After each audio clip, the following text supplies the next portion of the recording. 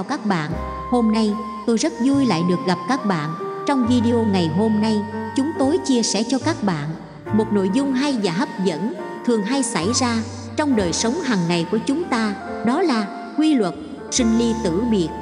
Thưa quý vị và các bạn, cuộc sống vốn dĩ vô thường, quy luật sinh ly tử biệt, muốn tránh không xong, muốn trốn không nổi. Sinh ly tử biệt từ ngàn xưa vẫn là quy luật của tạo hóa, bất di bất dịch, có sinh thì có tử, có hợp rồi cũng có tan. Đã là người trong cõi nhân sinh, không ai có thể vượt qua khỏi quy luật này. Tất cả mọi người đều bình đẳng trước cái chết. Phàm là con người sống trên thế gian này, dẫu giàu sang phú quý hay nghèo khổ bần hàn, ai rồi cũng phải chết. Quyền cao chức trọng, kho vàng đũa bạc, vợ đẹp con khôn, đều cũng có lúc chia lìa, sinh lão bệnh tử. Đó là những quy luật bất biến của đời người, ai ai cũng biết thế, nhưng mỗi người lại đối đãi với chúng bằng thái độ khác nhau, dẫn đến kết cục cũng khác nhau.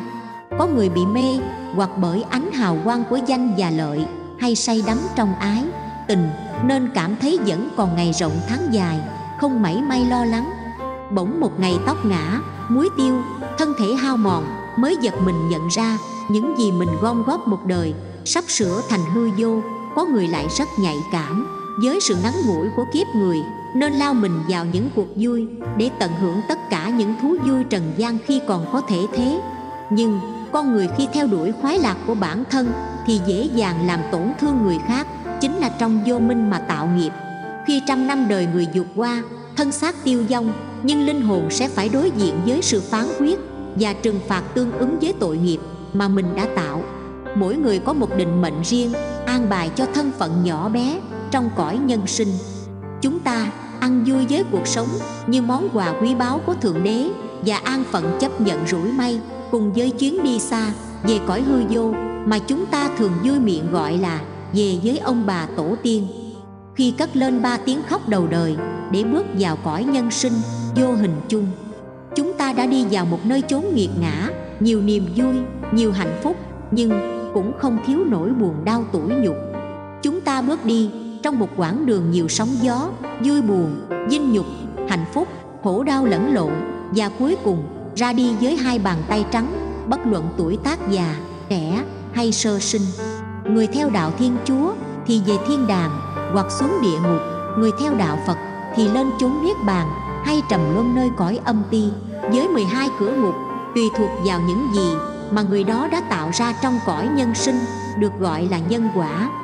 Thân phận nhỏ bé của con người chỉ biết cúi đầu tuân phục. Thuở Đức Phật Thích Ca Mâu Ni còn tại thế, tại thành Xá Vệ, có một thiếu nữ nghèo khổ tên là Kisa Gotami. Lớn lên, cô kết hôn và có một bé trai đầu lòng, nhưng bất hạnh thay, chẳng được bao lâu, con trai của cô qua đời vì cơn bạo bệnh. Kisa Gotami chưa bao giờ thấy cái chết.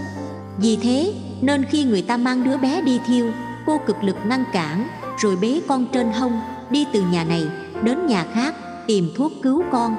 Nhìn cảnh ấy, không ai khỏi buồn thương rơi lệ. Một bậc trí giả thấu hiểu hoàn cảnh của Kisa Gotami nên chỉ dẫn cô đến gặp Đức Phật. Cô đảnh lễ Đức Thế Tôn, đứng một bên và thưa hỏi: bạch Thế Tôn, có thật như người ta nói, Ngài biết thuốc chữa cho con của tôi không? Đức Phật từ bi đáp: phải, ta biết. Con phải kiếm những gì? Một nhúng hạt cải trắng. Con sẽ đi tìm, nhưng biết nhà ai có. Nhà nào không có con trai, con gái hay bất cứ ai chết, xin dâng bạch Thế Tôn. Kisa Gotami bế con vào làng, đến từng nhà hỏi xin hạt cải. Họ đều có hạt cải để đưa cho cô, nhưng đến khi Kisa Gotami hỏi thăm thì mới biết rằng nhà nào cũng có người chết nhiều hơn người sống. Thế là cô đành trả lại hạt cải. Cứ như vậy, cô bế con thất thiểu đi đến chiều, cũng không có nhà nào có hạt cải đúng theo ý Đức Phật. Bất chợt Kisa Gotami hiểu ra, không phải chỉ mình cũng mất con, mà trên đời này ai cũng từng mất đi người thân yêu của mình. Như có một dòng nước trong lành vừa gột rửa vết thương lòng của cô, tâm cô chợt thông suốt, sáng sủa và mạnh mẽ hẳn lên. Cô lặng lẽ mang xác đứa bé vào rừng, chôn xuống rồi đất, rồi đi gặp Đức Thế Tôn, đảnh lễ Ngài và đứng sang một bên. Đức Phật hỏi: còn có xin được hạt cải không? Kisa Gotami đáp: thưa không, bạch Thế Tôn. Làng nào người chết cũng nhiều hơn người sống. Đức Phật từ bi khai thị: thật hảo huyền, nếu con nghĩ rằng chỉ mình con mất con, ai cũng phải tuân theo định luật bất biến, đó là thân chết như một dòng nước lũ quét sạch mọi chúng sinh ra biển hỏa diệt. Trong khi lòng tham của họ chưa thỏa và Ngài đọc pháp cú, người tâm ý đắm say, con cái và súc vật, tử thần bắt người ấy như lục trôi làng ngũ. Cuối bài kệ Kisa Gotami chứng quả dự lưu. Nhiều người khác cũng chứng quả dự lưu, nhị và tam quả. Cô xin gia nhập tăng đoàn, được Đức Phật chấp nhận và giao cho ni chúng. Một hôm thắp đèn trong giảng đường, Nico Kisa Gotami chăm chú nhìn ngọn lửa, vài ngọn lóe sáng, vài ngọn chập chờn tắt. Cô lấy đó làm đề mục thiền quán: chúng sinh trên thế gian cũng như ngọn đèn, chợt sáng, chợt tắt, chỉ khi đạt niết bàn mới chấm dứt. Đức Phật ngồi trong hương, thất phóng quang ảnh đến trước mặt cô và dạy rằng chúng sinh như ngọn lửa, chợt sáng, chợt tắt, người nào đến niết bàn mới chấm dứt. Do đó, dù chỉ sống trong khoảnh khắc mà chứng niết bàn còn hơn sống 100 năm không thấy niết bàn. Và Đức Phật đọc pháp cú: ai sống 100 năm không thấy câu bất tử, tốt hơn sống một ngày thấy được câu bất tử. Khi có sự chết thì tiếp tục một sự sống mới. Chúng ta hiểu được sự chết là bắt đầu một sự sống mới thì chúng ta sẽ an nhiên đón nhận, bởi tất cả đã có quy luật của thời gian và quy luật nhân quả vận hành. Chỉ có những ai hiểu được thân người khó đắc, kiếp người mong manh, một lòng hướng thiện, đắc chính pháp và nhẫn nhục tu hành thì mới có cơ hội vĩnh viễn thoát khỏi luân hồi biển khổ.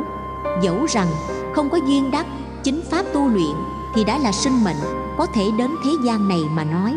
Tôn kính Phật Pháp, kính trọng người tu luyện, duy hộ thiện lương và chính nghĩa sẽ mang đến cho tất cả chúng ta một tương lai tốt đẹp.